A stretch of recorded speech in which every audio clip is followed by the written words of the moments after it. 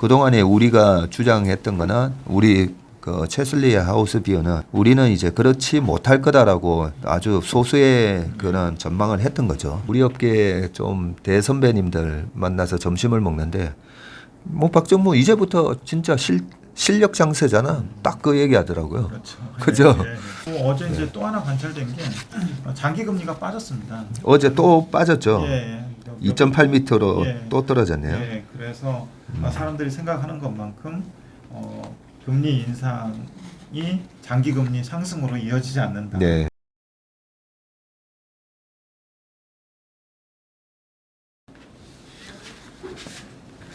체이러 상무가 풀어주는 미국 시장 이야기 채플미 오늘 7월 28일 목요일 순서입니다. 드디어 오늘 아침에 FMC 회의가 예. 있었고요.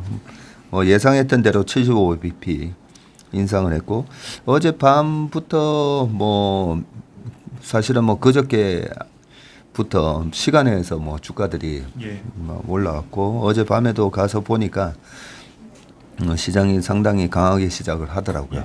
그리고 FMC 회의가 있고 나서 75bp 인상에 동의하면서 오히려 주가가 더 오르고 예. 끝났어요. 그죠? 종가가 거의 고가로 끝났습니다. 네. 제가 뭐 변화의 생존이라는 그 책에서도 써놨지만 주식 시장에 있어서 가장 중요한 단어 딱 하나만 꼽으라면 저는 빼따꼼블리 기정사실화라는 거죠. 그래서 호재든 악재든 그게 모든 사람들한테 기정사실화로 받아들여졌을 때는 더 이상 호재나 악재로 이제 작용은 하지 않는다. 이런 얘기였는데 어제 뭐 특별하게 우리 예상과 뭐 좀 다른 코멘트 있었습니까? 저희 뭐 기조가 이미 다 알려진 사실이고 네. 리스크 관리할 사람들은 다 하고 지난번에 글로벌 포트폴리오 매니저들의 현금 비중을 봤듯이 2008년 수준까지 현금 네. 비중이 높아졌고 네. 또 일부에서 우리나라도 그렇지만 미국에서도 숏 비중이 좀 늘어나고 있었고 네. 또 신용 물량이 낮아질 때도 낮아지는 상황에서 어제 같은 경우는 좀 안도랠리, 저가 매수, 네. 그리고 어느 정도 숏 커버링의 느낌도 좀 있더라고요. 네. 그래서 뭐 특별히 새로운 뉴스는 없었고 FOMC 스테이트먼트하고 프레스 컨퍼런스를 딱 봤는데 오늘 8시 반인가? 오늘 9시 반. 네. 오늘 밤 9시 반에 미국의 2분기 GDP가 나오죠. 발표되잖아요. 네. 그거에 대해서 기자들이 집요하게 묻는 장면들이 여러 개 있었습니다. 네. 그래서 그거에 대해서 파월이 코멘트한 부분들이 있었는데 네. 오늘 한번 FOMC 스테이트먼트하고 프레스 컨퍼런스 같이 보시면 될 것 같아요. 네. 알겠습니다. 예, FOMC 스테이트먼트하고 프레스 컨퍼런스 FOMC 미팅이 열리면 공통적으로 이런 부분들이 페드 홈페이지에 뜨게 되고요. 이번에 뭐 뻔한 얘기지만 좀 완전성을 기하기 위해서 워드 바이 워드로 좀 옮겨봤습니다. 그래서 FOMC 스테이트먼트에서 나온 얘기들 항상 경기 그리고 약간의 전망 그리고 액션 그리고 향후 어떻게 할 건지 대응 이런 순서대로 나오는데 그대로 좀 보면요. 최근 나오는 소비와 생산 지표는 둔화됐지만 최근 몇 달간 고용은 견조하고 실업률은 여전히 낮은 상황. 그리고 물가는 높게 유지되고 있는데 이는 팬데믹과 관련된 수급 불균형, 높은 식료품, 에너지 가격 그리고 전반적인 가격 상승 압력을 반영하는 것이다. 이렇게 뭐 뻔한 얘기인데 다시 설명을 해줬고요. 그리고 러시아 우크라이나 전쟁은 사람들과 경제에 끔찍한 영향을 주고 있고 해당 이슈들은 물가 상승을 야기시키고 글로벌 경기에 부담이 되고 있다. 위원회는 인플레이션 위험을 매우 주시하고 있다. 이렇게 인플레이션에 대해서 다시 강조를 하고 있고요. 위원회는 완전 고용과 장기 물가 목표 2%를 달성하기 위해서 노력하고 있는데 이를 위해 연방기금 금리를 2.25%에서 2.5%로 인상하기로 결정했고 금리 수준을 계속 인상하는 것이 적절하다고 생각하고 있다. 나중에 프레스 컨퍼런스에 보면은 올해 말까지 예상하는 금리 수준을 파월이 밝히게 되고요. 여기에 위원회는 지난 5월 대차대조표 축소에 관한 계획에서 밝혔듯이 국채와 MBS를 계속 줄여나갈 것. 이 부분에 대해서도 프레스 컨퍼런스에서 좀 언급이 있습니다. 통화 정책이 적절한지 판단하는 데 있어 위원회는 경기 전망을 위해 새로운 데이터를 계속 관찰할 것. 그리고 위원회 목표를 달성하는데 방해되는 위험 요인들이 나타난다면 적절하게 통화 정책의 방향을 조정할 준비가 되어 있다. 이를 판단하는 데 있어 공공의료, 고용, 인플레이션 압력, 기대 인플레이션, 그리고 금융시장과 국제정세를 포함한 전반적인 사항을 고려할 것. 그래서 페드가 주로 보는 데이터의 어떤 그 대략적인 방향성 이런 것들에 대해서 마지막에 기대 인플레이션 그리고 뭐 국제정세까지 고려한다 이렇게 돼 있고요. 맨 마지막에 12명의 페드 멤버들이 있는데 이번에는 만장일치로 75표에 동의를 했고요. 인상에 동의를 했고요. 지난번에는 한 명이 어게인스트가 있었습니다. 예. 지금은 다 이제 보링 4로 나왔고요. 그래서 12명이 다 동의한 이름들이 기재가 되어 있습니다. 그래서 지금 2.25에서 2.5%인데 2018년 말하고 동일한 수준까지 올라왔고요. 그리고 미국 GDP 성장률 오늘 밤 9시 반에 발표가 되는데 지금 블룸버그 컨센서스로 집계되는 그 수치는 0.5%로 집계가 되고 있습니다. 최근에 GDP 나오나 뭐 이런 다른 기관에서 마이너스 성장도 예상을 하고 있는데 일단은 그 제롬 파월도 좀 프레스 컨퍼런스에서 언급을 하는데 리세션까지는 마이너스까지는 아닐 것 같다. 이런 정도로 코멘트를 하고 있고 얼마 전에 이제 백악관에서 바이든 대통령도 리세션까지는 아니다. 이런 정도로 해서 파월이 정부와 어느 정도 교감이 있는지 없는지는 모르겠지만 꽤 집요하게 그 기자회견에서 기자들이 리세션에 대해서 물어보는데도 좀 단호하게 리세션 아니다라고 얘기하는 거로 봐서는 확률적으로는 좀 희박하지 않는다 이런 생각을 좀 해봤습니다. 그리고 이어서 기자회견 1시간 정도 이어졌는데요. 중복되는 거는 좀 뺐을 수도 있고 좀 간단하게 좀 정리를 해봤습니다. 요거 말씀하시기 전에 우리가 이 페드 성명서랑 예. 기자회견을 어떤 관점으로 이제 볼 건지 예. 그걸 이제 개념을 아시고 이제 요 내용들을 들으셔야 될 것 같은데 지금 3월 달에 처음 금리 인상을 했을 때가 이제 25bp를 인상했었어요. 0.25로. 그때 3월 달에 기억하시는지 모르겠지만 3월 달에 금리 인상을 딱 하고 나서 주가가 아주 강하게 반등을 했었어요. 3월 말까지. 왜냐하면 25bp씩 과거에도 뭐 2015년 말부터 18년 말까지 9번 올릴 때도 그랬고 그리고 2004년부터 2006년까지 올릴 때도 보면 다 그냥 우리가 소위 얘기하는 베이비 스텝이었잖아요. 25bp씩. 뭐 그런 식으로 이제 금리를 올리는 거면 크게 괜찮아 이런 마음으로 1월달, 2월달에 주가가 이제 미리 빠지다 보니까 3월달에 금리 인상 딱 하자마자부터 주가가 올랐다가 4월달에 주가가 다시 한번 확 빠지죠. 빠지고 5월, 6월까지도 빠졌던 이유가 25bp가 아니고 갑자기 이제 50bp가 돼버리는 거죠. 4월달에 50bp였고 5월달에 75. 지난달이었죠. 6월달에 75를 하면서 시장이 생각했던 25가 아니었던 거죠. 25에서 50, 50에서 75. 75에서 이거 100 되는 거 아니야? 그런 두려움이 지난달 6월 시장을 또 크게 하락시켰던 이유 중에 하나가 아니야 뭐 우리 지금 물가 잡으려면 100씩 올려야 돼. 그게 이제 블러드 총재가 막 계속 주장했었던 거잖아요. 이 시장이 뭐 금리 인상에 대해서 이 정도로 갈 거야라는 예측 가능성을 주면 괜찮아요. 예측 가능성을 주면 그 악재에 대해서는 이미 다 반영을 해버리니까. 그런데 그 예측하고 달리 더 악화되느냐, 뭐 그런 부분이 이제 시장에 영향을 주는 건데 그동안에 우리가 주장했던 거는 우리 그 체슬리 하우스 비어는 이번에 75를 하지만 뭐 GDP 같은 게 벌써 1Q에 마이너스가 나왔고 GDP 나우에서도 2Q 마이너스 뭐 이런 분위기면 연준이 지금 목표로 하는 연말에 3%에서 뭐 내년에 3.5까지 그렇게는 못 간다. 이게 이제 우리 생각인 거고요. 그걸 사람들은 연준이 제롬 파월이 얘기했던 그 굉장히 호키시하게 얘기했던 부분으로 주가는 반영을 하고 있는데 우리는 이제 그렇지 못할 거다라고 아주 소수의 그런 전망을 했던 거죠.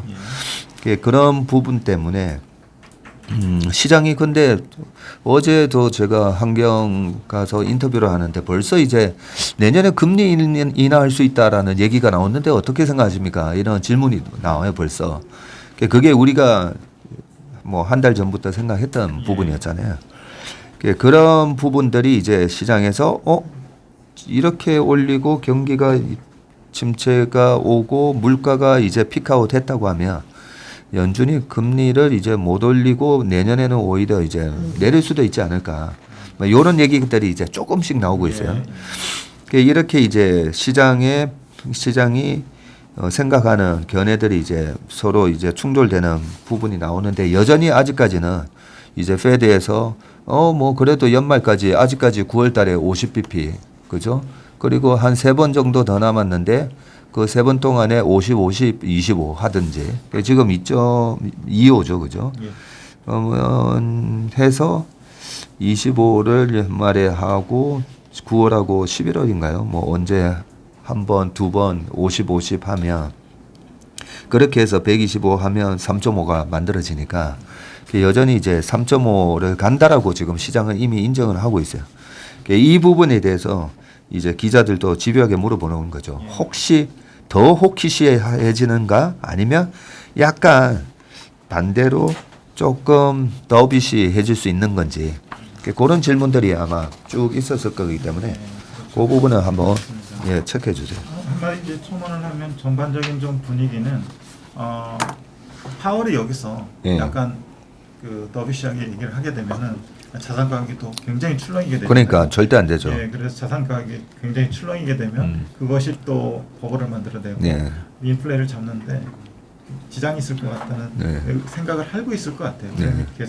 그래서 굉장히 정제된, 억제된 이런 발언들을 좀 하게 됩니다. 그래서 방금 말씀하셨듯이 첫 번째 질문이 그거였어요. 인플레이션 고려할 때 100bp 인상할 수 있었을 텐데 75bp였냐. 또 물어봤네요. 그렇죠. 그래서 똑같은 얘기예요. 현재 상황을 감안해 볼 때 75bp가 적당하다고 판단했고 지표들이 더 안 좋게 나왔더라면 더 강한 조치가 나왔을 수도 있다. 원론적인 얘기고요. 앞으로는 어떻게 되느냐 물어봤더니 목표는 인플레이션을 진정시키는 것이고 그것에 집중할 것이고 헤드라인 인플레이션과 코어 인플레이션을 동시에 모니터링할 것이며 이번에 말까지 3.25에서 3.5% 정도로 생각을 하고 있다고 밝혔습니다. 더 공격적으로 볼 수도 있겠으나 지금으로서 이 정도 생각하고 있다. 그래서 한간에 그 장기로 볼 때 내년에 이제 금리 인하 이런 얘기까지는 더 나가지는 않고 있었고요. 최근에 금리 인상의 눈높이가 장기로 갈수록 낮아지고 있는데 이에 대해서 어떻게 생각하는지 3.25, 3.5% 수준보다 혹시 낮은 수준도 생각하고 있는지 이렇게 얘기해 보니까 물어봤는데 상황 예상보다 심각하다고 말할 수 있겠다. 내 개인적인 의견은 말할 수 없다. 9월 미팅까지 두 번의 CPI 데이터하고 두 번의 고용 데이터가 나오는데 9월 봐야 될 것 같다라고 또 한 발 빼고 있고요. 유가 등 상품 가격이 떨어지고 있는데 이거에 대해서는 어떻게 보고 있냐. 이게 원래 그 상품 시장이라는 게 굉장히 발라탈한 시장이기 때문에 가설을 세우기는 상당히 어렵고 결국 인플레이션을 2%까지 낮출 수 있는가가 관건이겠다. 헤드라인 물가나 상품 가격은 변동성이 크기 때문에 좀 더 봐야 된다. 이런 식으로 얘기했습니다. 여기서부터 이제 경기 침체에 관해서 한 3-4명이 계속 물어봤어요. 경기 침체가 오지 않을 것이라고 확신하는지, 침체가 정책 방향을 바꿀 가능성이 있는지, 그래도 인플레이션에 집착하겠는지 이렇게 물어보니까 어쩔 수 없이 성장률은 떨어지기 마련이고 지금까지는 너무나 높은 성장을 해왔고 물가를 잡기 위해서는 경기 지표가 둔화될 수밖에 없다. 물가 안정 없이 완전 고용은 없기 때문에 물가 안정이 우선이다. 물가가 잡히고 나면 장기적인 고용 안정도 가능할 것이다. 경기 침체를 애써 유발하려고 하지는 않고 굳이 경기 침체로 갈 필요도 없다고 생각한다. 우리는 실수를 하지 않으려고 한다. 너무 심하게 금리를 올리면 침체로 가고 너무 약하게 금리를 올리면 인플레가 지속되기 때문에 그 사이에서 균형점을 찾을 것이다. 그래서 질문하고는 약간 동문서답을 하고 있습니다. 그래서 뒤에서 계속 이 부분들에 대해서 다른 기자들이 좀 물어보고 있는데요. 이전 질문을 다시 반복하는데 지금 미국은 경기 침체 상황인가? 경기 침체에 대한 시각이 최근에 변했는가? 이렇게 물어보는데 그래서 이제 마지못해 나는 지금 미국이 경기 침체 상황에 있지 않다고 생각한다. 여러 분야에서 잘 되고 있고 특히 고용이 그렇다. 성장이 둔화되고 있는 건 인정한다. 지난해 5.5% 성장했다고 얘기를 했는데 숫자가 이상해서 찾아보니까 실제로 5.7% 성장했거든요. 그래서 숫자를 좀 착각하고 있는 거 아닌지. 어쨌든 그 정도 성장했기 때문에 당연한 것 아닌가. 그러나 고용이 잘 되고 실업률이 이렇게 낮은데 침체 상황이라고 하는 것은 말이 안 된다. 다시 한번 미국은 현재 리세션 상황이 아니다 라고 확인을 해줬습니다. 이게 자기 생각인지 뭐 어떤 소스를 갖고 얘기하는 건지 뭐 어쨌든 이분은 지금 미국은 침체 상황이 아니다라고 강한 확신을 갖고 있는 것 같고요. 언제쯤 고용 시장이 어려워져서 금리를 내릴 정도가 될지에 대해서 물어봤는데 이미 고용 시장이 둔화되고 있고 주간 실업수당 신청 건수도 올라가고 임금 상승률도 둔화되고 있다. 심리 지수도 안 좋아지고 있다. 그러나 고용 시장의 수요와 공급의 균형이 맞춰질 것이다. 이렇게 얘기했고요. 우리는 얼마나 리세션에 가까워져 있나? 리세션 올 확률은 또 물어봤습니다. 다시 말하지만 우리는 리세션 상태가 아니다. 여전히 우리는 이번에도 성장할 것으로 본다. 그러나 2분기 둔화는 이미 알려진 것이고 우리도 주의 깊게 볼 것이다. 소프트 랜딩 하는 것이 목표고 그걸 위해 노력할 것이지만 현 상황을 감안하면 쉽지 않을 것 같다. 그 다음에 QT에 대해서 물어봤어요. 대체적으로 그 축소가 이루어지고 있는데 시장에 어떤 영향이 있는지. 시장이 잘 적응하고 있는 것 같고 잘 진행되고 있다. 균형점을 찾아가는데 시간이 좀 걸리겠지만 지금 하고 있는 것은 적절하다고 생각한다. 긴축이 시장에 잘 먹히고 있는지 어떻게 확인할 수 있는가. 일단 기대 인플레이션 있잖아요. 브레이크 이븐 인플레이션 이게 저희도 매주 확인하는 건데 이게 낮아지고 있어서 자신감을 얻고 있고 지금 긴축 수준은 적절하다고 판단하고 있다. 예상보다 액션이 늦었다고 생각하진 않는가에 대해서 물어봤어요. 좀 민감한 질문인데 이미 지난 일이고 상황 자체가 매우 불확실했다. 3개월 먼저 금리를 올렸다고 뭐가 크게 달라졌을 거라고 생각하지 않는다. 이렇게 얘기했습니다. 한 1년 전에 올렸어야죠. 이거는. 많은 사람들이 긴축 발작에 대해서 얘기하고 있는데 어떻게 생각하나? 과거에도 긴축 발작은 몇 번 있었고 신중하게 판단하려 하고 있고 피하려고 애쓰고 있다. 리오프닝에 의한 수요 사이드라든지 공급 차질 같은 것은 예상하기 어려웠다. 리세션에 대해 또 물어봤습니다. 좀 더 자세히 말해줄 수 있나? 만약 내일 나오는 미국 시간은 내일이죠. 내일 나오는 2분기 GDP가 마이너스로 나온다면 생각이 바뀌겠는가에 대해서 물어봤습니다. 페드는 리세션에 대해서 판단하지 않는다. 이 얘기가 지금 GDP 성장률을 발표하는 게 기관이 다르죠? 예, 정부 기관이거든요. 네. 거기가 상무부에서 합니다. 예. 상무부에서 하니까 요 말을 한 것 같고요.